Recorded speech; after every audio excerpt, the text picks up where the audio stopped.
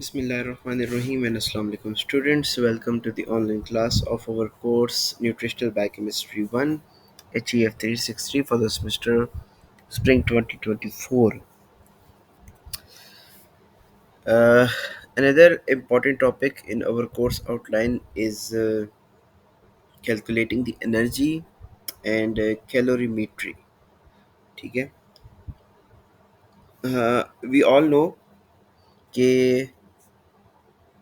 Generally हम जब food की बात करते हैं और उसमें हम कैलकुलेट करना चाह रहे होते हैं एनर्जी को, तो वहाँ पे हम जो यूनिट बताते हैं दैट इज़ द कैलोरी, कि डिफरेंट फूड आइटम्स में कितनी कैलोरीज हैं. Actually that is the amount of the energy which is being transported from the food to your body by that macronutrient.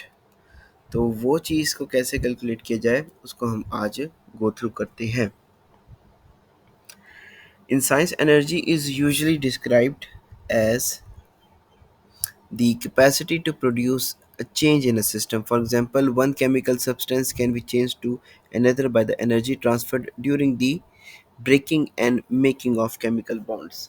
हमने पढ़ा था कि जो मैक्रोन्यूट्रिएंट्स हैं they are mostly polymeric in nature. Long chain में monomers एक एक single unit आपस में ज्वाइन करके पॉलीमर्स बनते हैं.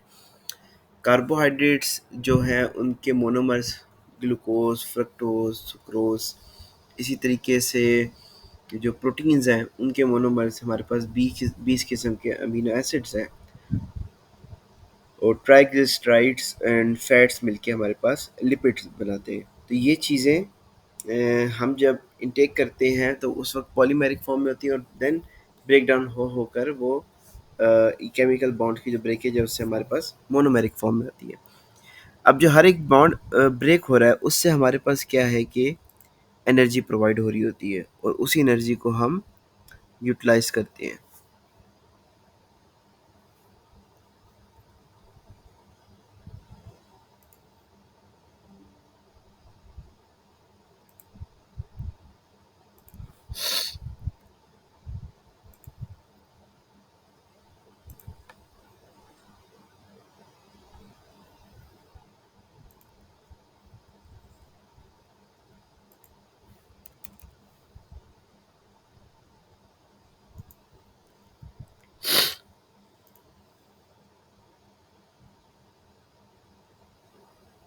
Wait a minute.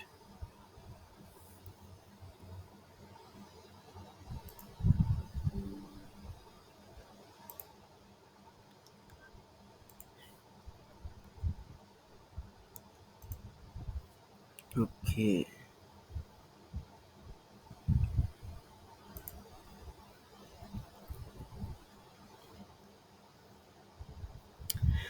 The life of an organism is sustained by energy from the environment in the form of nutrients.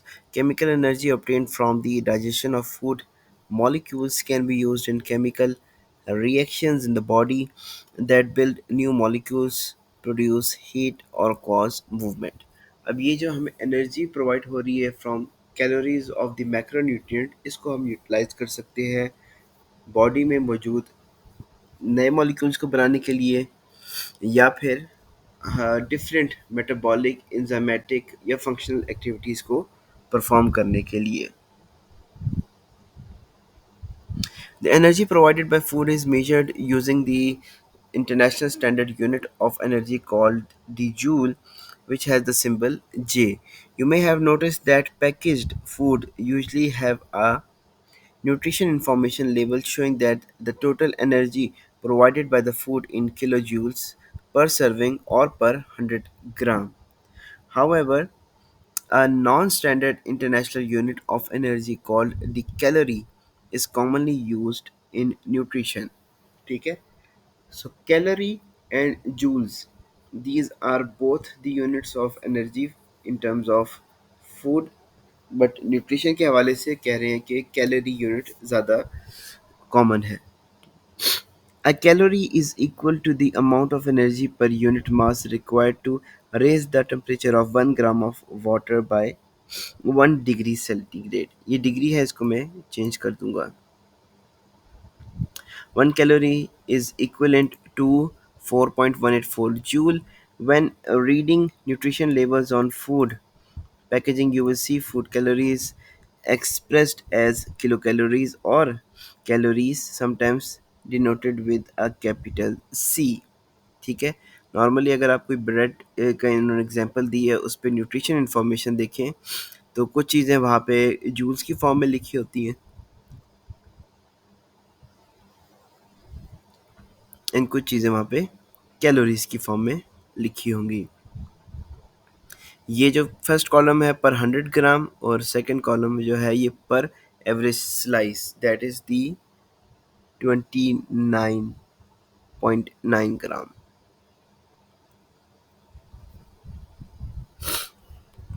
सो इस bread में हमारे पास क्या क्या चीज़ें हैं, फैट्स हो गया, कार्बोहाइड्रेट्स हो गए,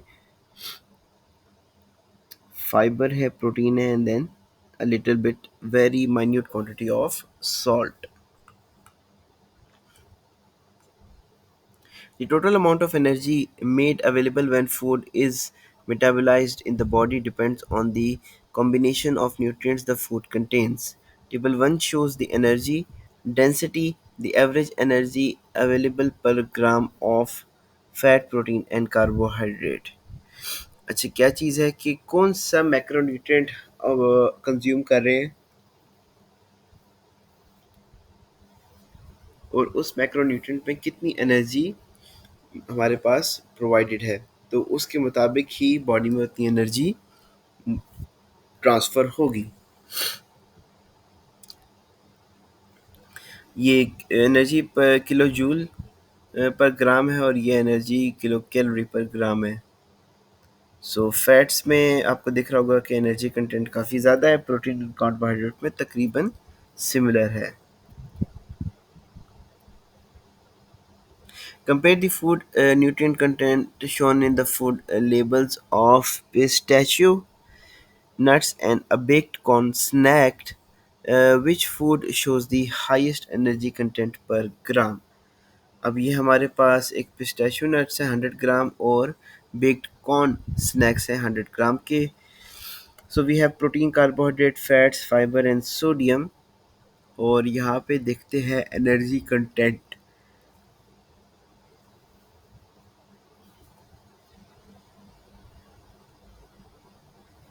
मतलब इवन इक्वल रेशियो में जो मैक्रोन्यूट्रिएंट्स हैं वो कितने मौजूद हैं। सबसे पहले हम इसमें देख सकते हैं कि चूँकि यहाँ पे टेबल 1 में जो फैट्स था उसका ज़्यादा कंटेंट था, तो यहाँ पे हमारे पास फैट जो है that is more in the pistachio 47-24। Second protein and carbohydrates को देखें, protein and carbohydrates. So protein is also more in pistachio, but carbohydrates सिर्फ बेक्ड कॉर्न में ज़्यादा है। तो आई एज्यूम कि अगर इन दोनों में से हमें कंफर्म करना है तो वहाँ पे इस हर वैल्यू को हम मल्टीप्लाई करेंगे। अगर हम एनर्जी कैलकुलेट करना चाह रहे हैं in kilo calorie, so we हम करेंगे कि इसको डिवाइडेड बाय 100, क्योंकि 100 ग्राम है, और मल्टीप्लाई बाय 9 या 4 जो कि यहाँ पे वैल्यूज़ लिखी हुई हैं। सो उस तरीके से आई एज्यूम कि पिस्ताशियो में हमारे पास जो है एनर्जी कंटेंट वो ज़्यादा है।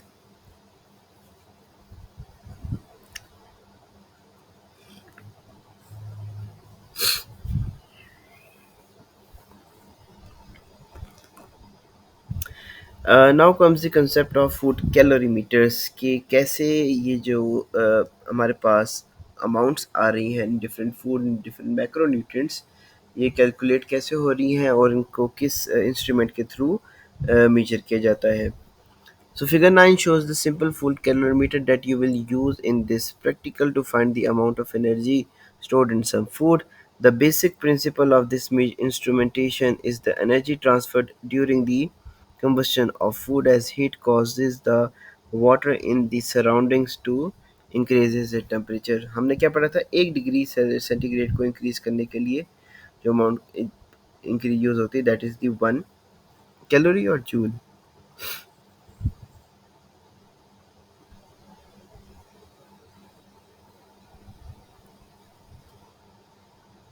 That was 1 calorie. ठीक है।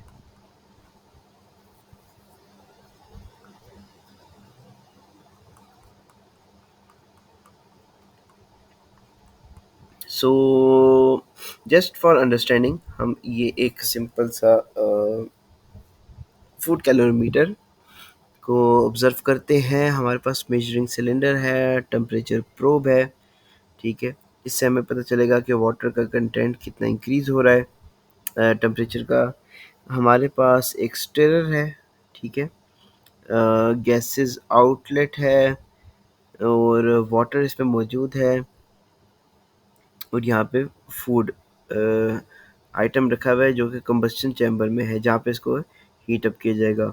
ऑक्सीजन इनलेट है हमारे पास। बाकी ये इलेक्ट्रिकल सप्लाई है।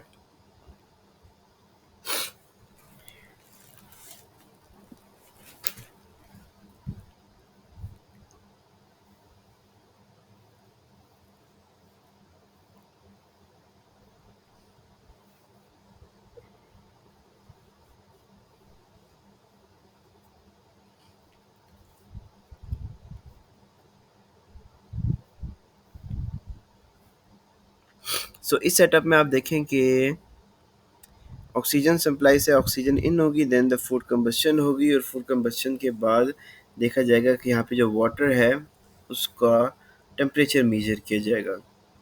ठीक है। सिंपल सा ये एक हमारे पास फूड कैलोरीमीटर है। The instrument consist of a borosilicate water jacket surrounding an integral combustion chamber which is opened at the base. The combustion chamber is connected to a copper spiral heat transfer tube through which products of combustion will be drawn out using a vacuum pump. A wire stirrer and a temperature probe are fitted through the lid of the bo- borosilicate jacket. The base of the calorimeter comprises a metal disc that forms the floor of the combustion chamber with some clips to hold the water jacket securely. ठीक है। Components क्या क्या चीज़ें हैं हमारे पास? एक तो ये कि एक ओवरऑल थर्मोस्टेट कंडीशन है जिसमें टेम्परेचर जो होगा वो सिर्फ का सिर्फ टेम्परेचर जो प्रोब है उसी के ऊपर मेजर होगा, और हमारे पास हीट रिलीज़ करने का कोई और रास्ता नहीं है। इसके अलावा वाटर जैकेट है, क्योंकि हमने मेजर करना है वाटर का टेम्परेचर कितना डिग्री इंक्रीज़ हो रहा है, तो इसलिए वाटर वहाँ पे मौजूद है। और इसके अलावा कंबस्शन चैम्बर में फूड आइटम मौजूद होते हैं। It has an inlet for oxygen supply for a more efficient burn of food and a couple of pillars carrying the low voltage igniter coil. There is also a movable crucible support on the base, enabling the crucible to be raised to the igniter coil from outside the calorimeter. इसके अलावा different supports हैं आपको wire लो probe और different components को handle करने के लिए उस कैलोरी मीटर में। To calculate the energy transfer from the combustion of food to the water, यहाँ पे उसका unit mention है Q. You will use the equation Q is equal to mc delta T, where m is the mass of water. अच्छा, ये जो Q है that is the energy transferred from the combustion of food to the water. M is the mass of water in the conical flask. C is the specific capacity of water. ये एक constant होता है 4.18 joules per gram और uh, uh, per degree centigrade, and delta T is the increase in the temperature of water. ठीक है। So energy के लिए हमारे पास मास ऑफ वाटर हमें पता होगा, कितना पानी है उसमें। स्पेसिफिक हीट ऑफ वाटर भी हमें वैल्यू पता है। सो जितना टेम्परेचर चेंज होगा उसके ही प्रोपोर्शनल में हमारे पास वैल्यू क्यू की आती जाएगी। Remember that the density of water is 1 kilogram per liter. So if you are using a volume of 100 ml of water in your experiment, this volume is equal to 100 gram of water. Water के perspective में जो उसकी density है वो भी 1 kilogram पर litre होती है, तो जितना हम लीटर वाटर यूज़ करेंगे उतना ही उसका मास भी होगा.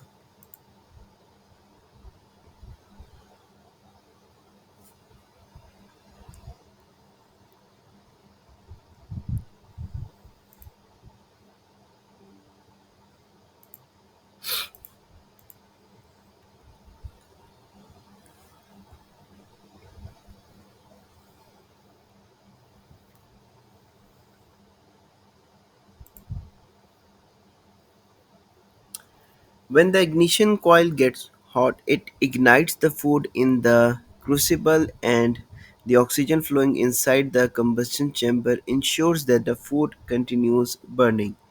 The gases produced in the combustion of food arises through the copper coil and heat the known volume of water inside the borosilicate jacket.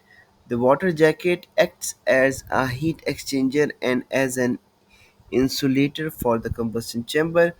The manual stirrer will ensure uniform temperature measurements. ठीक है, इस पूरे process में heat generate होगी, coil के through transfer होगी heat to the food. Food will start burning. Again वहाँ से जो हीट स्टार्ट होगी वो भी कॉइल के थ्रू आपके जो टेम्परेचर प्रोब है वहाँ तक चली जाएगी, एंड देन वहाँ पे टेम्परेचर मेजर हो जाएगा ऑफ द वाटर, उसका कितना डिग्री सेंटीग्रेड इंक्रीज हुआ है.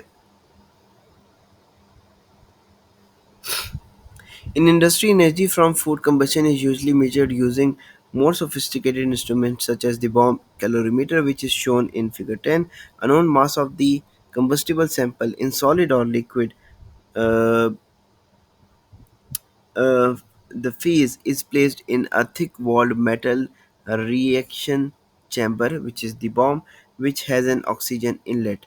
The term bomb comes from the possibility of these combustion reactions being vigorous, releasing heat very rapidly like explosions. ठीक है, इंडस्ट्रियल स्केल में जब हमारे पास ज़्यादा फूड कंटेंट का मेजर करना चाह रहे हैं तो उनको हम क्या कहते हैं, बॉम्ब कैलोरीमीटर्स. और वहाँ पे भी तकरीबन उसका उतना ही सेटअप है जो हमने सिंपल कैलोरीमीटर का देखा है.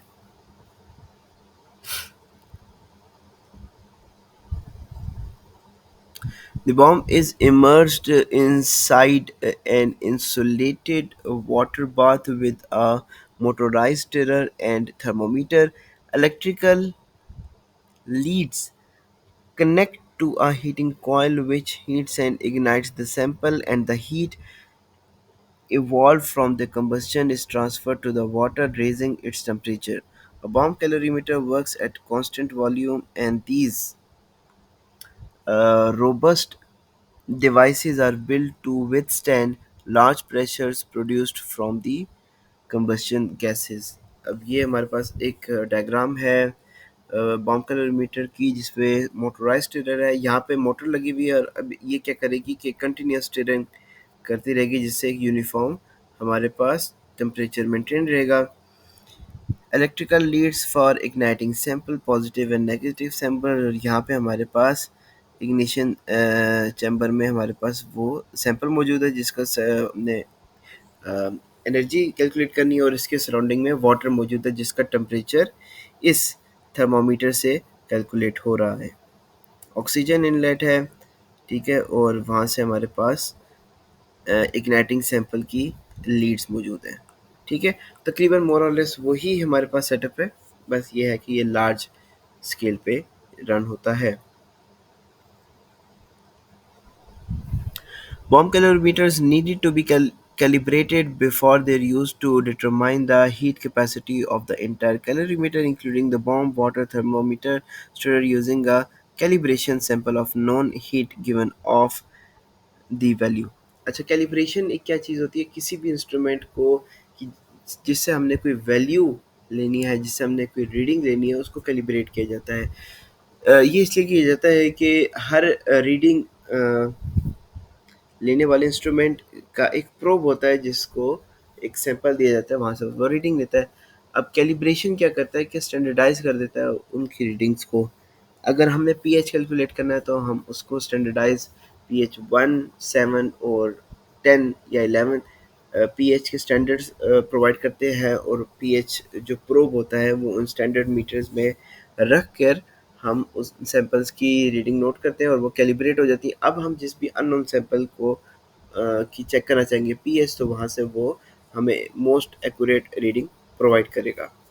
इसी तरीके से कोई भी स्पेक्ट्रोफोटोमीटर हो जाए, कैलोरीमीटर हो जाए, हर एक इंस्ट्रूमेंट की अपनी कैलिब्रेशन होती है। Each instrument will have a different value for heat capacity. This calibration step allows for very accurate result. अगर कैलिब्रेशन ना हो तो हमारे पास रिजल्ट्स में डेविएशन आना स्टार्ट हो जाएगी। सो इसलिए कैलिब्रेशन एक इम्पॉर्टेंट स्टेप है। It is important to understand that our bodies do not metabolize food in exactly the same way as the food in uh, the bound form in a calorimeter. It is a more complex process. There are certain components of food such as the fibers that despite burning in a calorimeter we are not able to digest। ठीक है, हमने पढ़ा था कि there are some things which are not being able to digest, लेकिन fibre जो है अगर हम उसमें उसकी भी इवन कैलकुलेट करना चाहेंगे एनर्जी, तो वो कैलकुलेट हो जाएगी। तो बता रहे हैं कि ये जस्ट इंडिविजुअल कंपोनेंट्स की एनर्जी को कैलकुलेट करने के मेथड्स हैं। बॉडी में हमारे पास एक काफ़ी कॉम्प्लेक्स सिस्टम होता है। ठीक है, that concludes our today's lecture।